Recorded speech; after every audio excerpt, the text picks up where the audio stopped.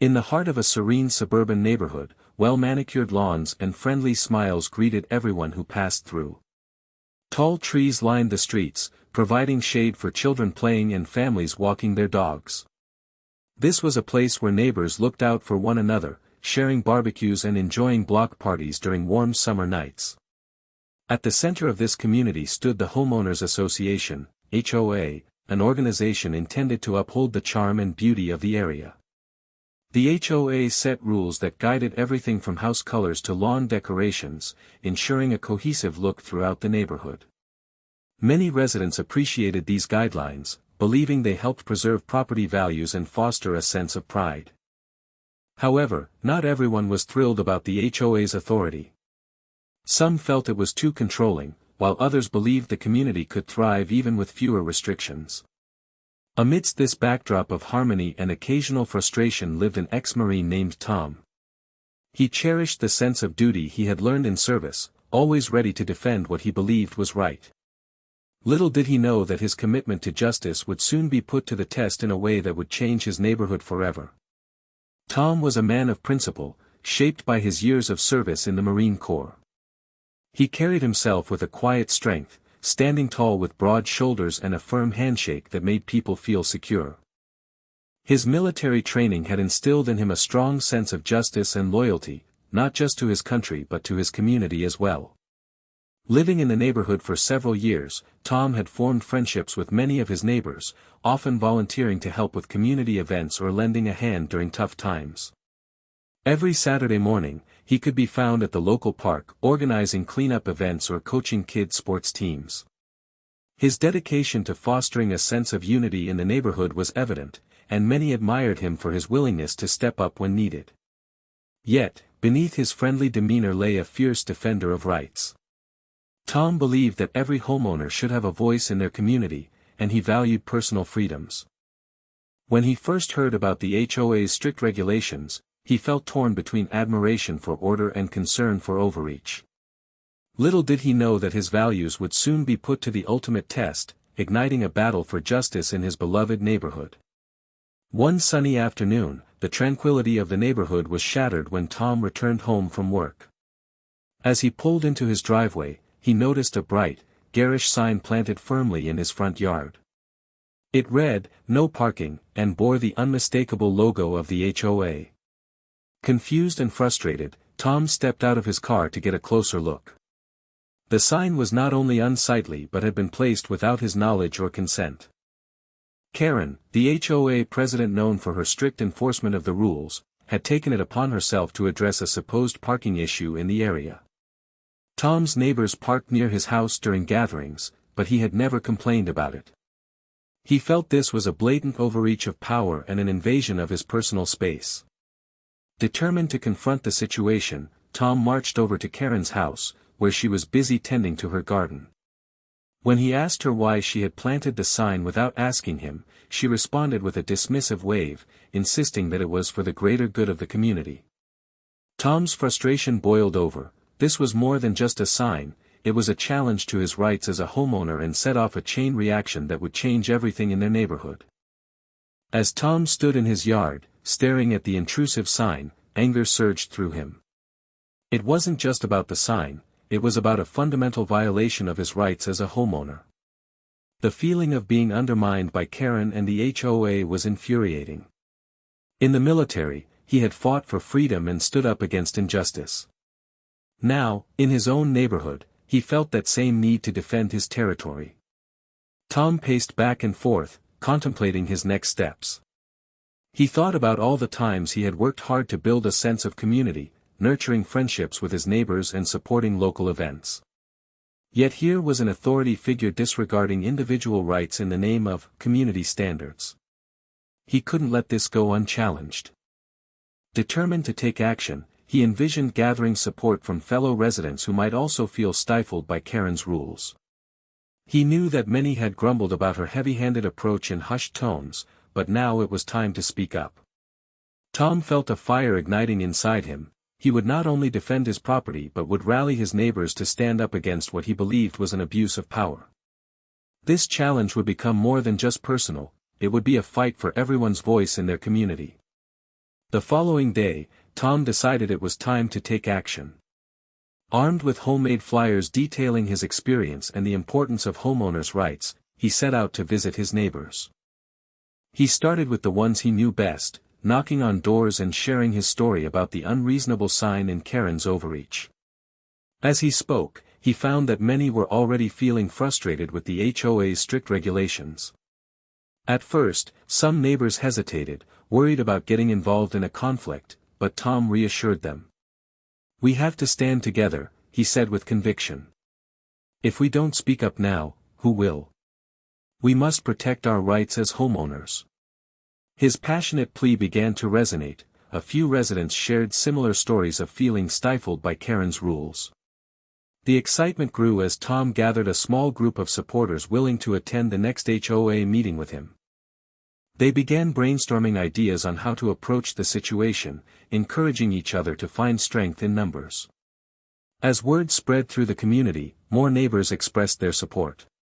Tom realized he wasn't alone in this fight. Together, they would challenge Karen's authority and reclaim their voices within the neighborhood. The evening of the HOA meeting arrived, and tension filled the air as residents gathered in the community center. Seats were filled with anxious faces, some whispering among themselves while others fidgeted nervously. Tom sat at the front, flanked by his supporters, feeling a mix of excitement and apprehension. This was their chance to voice their concerns about Karen's leadership. As the meeting began, Karen opened with her usual authoritative tone, presenting updates on community rules and regulations. However, when she attempted to address the parking issue again, a murmur of discontent rippled through the crowd. Tom stood up, taking a deep breath to steady himself as he spoke. "We need to talk about the sign planted in my yard without my permission," he said firmly. One by one, neighbors began echoing Tom's sentiments, sharing their own frustrations with Karen's heavy-handed approach. Stories of overreach poured out, and soon the room buzzed with agreement. The atmosphere shifted from apprehension to empowerment as more voices joined in support of Tom's cause. Karen's confidence began to waver as she faced a united front of residents demanding respect for their rights. This was not just about a sign anymore, it was about reclaiming their community and standing up for what they believed in. The meeting transformed into a powerful moment of solidarity that left everyone feeling inspired to fight for their voices to be heard. In the days following the HOA meeting, a newfound camaraderie blossomed among the neighbors. They began to gather regularly at Tom's house, discussing their shared frustrations and brainstorming ways to take action against Karen's overreach. What started as a simple act of defiance transformed into a vibrant community movement. Neighbors who had previously only exchanged polite nods now found themselves sharing stories, laughter, and a sense of purpose. Tom organized weekend meetings in the park, where families brought snacks and kids played while adults strategized. They formed a neighborhood group called Homeowners for Fairness and created a social media page to share updates and rally more support. Residents posted photos of their own "no parking" signs, defiantly placed in their yards, symbolizing their collective stand against Karen's authority. As they united, the bonds between neighbors deepened. They shared not just their grievances but also personal stories that highlighted their commitment to each other and their homes. Potluck dinners became common as neighbors celebrated their victories, big and small. The strength of their unity became undeniable. They realized that together, they could reclaim their rights and reshape the future of their neighborhood for the better. This newfound solidarity empowered them all, proving that when people unite for a common cause, they can create real change. As the pressure from the community mounted, Karen felt increasingly cornered by the growing dissent. The once unchallenged authority she wielded as HOA president began to crumble as more residents openly opposed her decisions. Frustrated and determined to maintain her grip on power, Karen intensified her efforts to regain control. She called for an emergency meeting, hoping to quell the rising tide of discontent and reassert her dominance. During the meeting, Karen presented a series of new rules, attempting to frame them as necessary for the community's well-being. But her tone was defensive, and the residents could sense her desperation. Many in the audience had already decided that they would no longer tolerate her heavy-handed tactics. When she tried to dismiss their concerns about the parking sign issue, a chorus of voices erupted in protest. Feeling overwhelmed, Karen attempted to intimidate those who spoke against her by reminding them of fines for violations. However, this only fueled the fire further. Neighbors shared stories of feeling silenced and stifled under her leadership. Realizing that her authority was slipping away, Karen's frustration turned into anger, leaving her isolated in a room full of united residents determined to stand against her reign. As the emergency meeting progressed, Karen sat at the front, her posture rigid and her heart racing. The atmosphere shifted dramatically when one of the long-standing members of the HOA, a woman named Linda, spoke up. "Karen," she said slowly, "I used to trust your judgment. But this behavior, it's not leadership. It feels like bullying." A wave of murmurs rippled through the crowd as other residents nodded in agreement.